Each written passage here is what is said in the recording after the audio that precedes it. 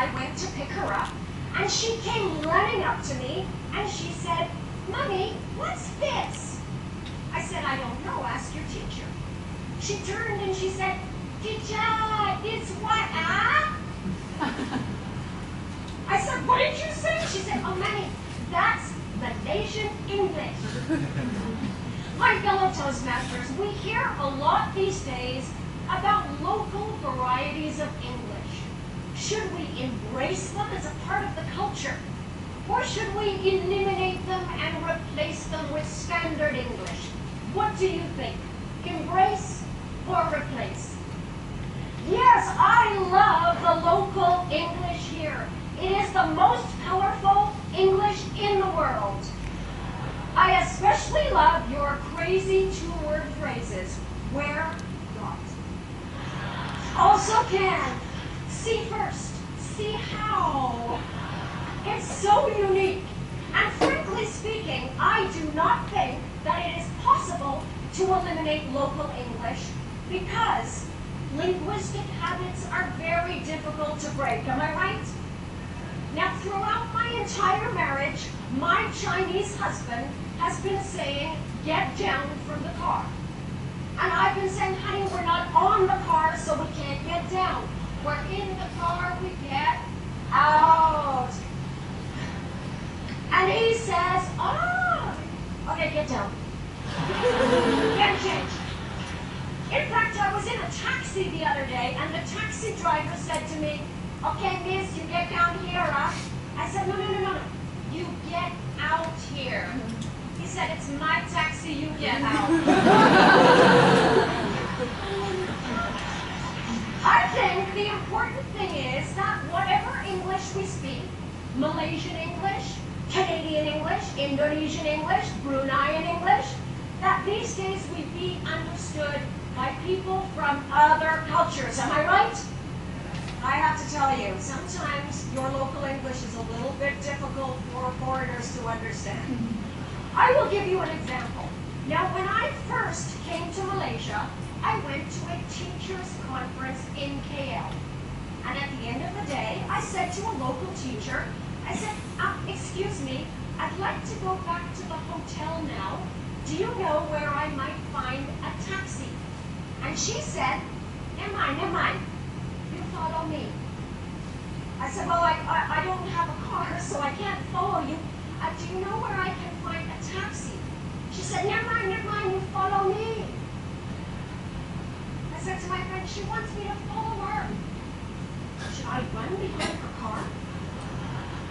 You see, it would have been helpful if she had used a more standard phrase like, "I'll give you a ride."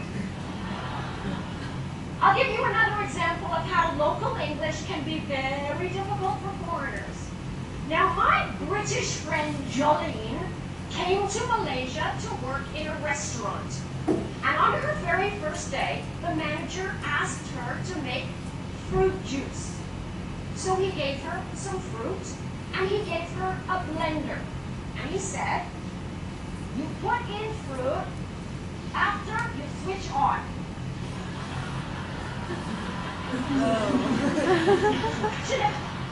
Excuse me, I put in the fruit after I switch it on.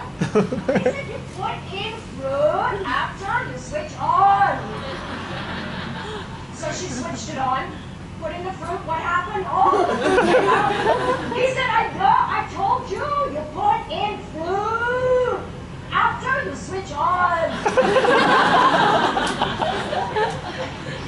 So she had heard this, right? It would have been a little clearer if he had said, "Put in the fruit, after that, you switch it on." Sorry, I'm gonna have to pause it right here. I know you're in the middle of the speech, right? You're like, come on, let me finish it, right? You guys can go home and watch YouTube. All right, now, basically, again, let's do a little analysis right here, okay? What was her target?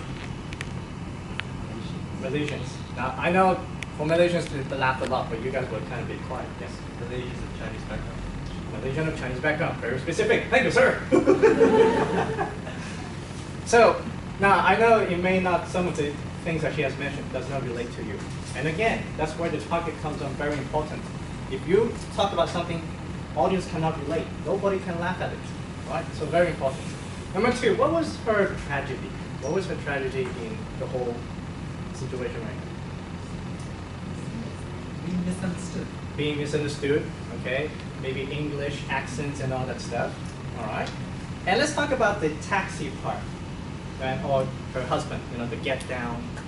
So the reality is, it's real. It's a real situation. Her and the husband having miscommunication, so that's real. And then the pattern, what was the pattern? Using the get down, right? She keeps on repeating get down. Okay, I said, no, you're supposed to get out. So again, leave you guys all about saying, oh yeah, that was the pattern now. And then she teaches him the correct way. So you, yes? Get out.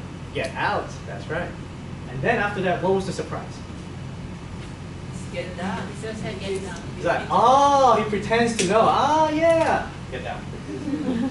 So there's that, again, element of where you build a reality, build a pattern so people think into a normal situation, then give them surprise. Taxi, same thing. So she was teaching the taxi driver saying, no, you don't say get down. You need to say get out. What does the taxi driver say? It's my taxi, you get out. Right, so again, the element of surprise. So building all that things up. So when you create your speech, and you want to be humorous, first thing is don't try to find jokes or anything like that out there, because you notice all these are personal stories. What does that mean? I mean, it's your life. Your life has a lot of resources. As long as you're able to remember some funny events that make you laugh. Yeah. Oh yeah, that was a really cool situation. I remember that. Let me share with you guys. Let me tell you. How many of you have shared funny stories at that moment with your friends? Yes, exactly. Those are your material. Those are the materials that you need to put into your speech, and make sure that it's actually, of course, related to your message. So that's one thing you have to keep that in mind. But always, reality is your life, and therefore humor is reality in some sort of way. But there is one thing I want you guys to remember this as well. It's next page.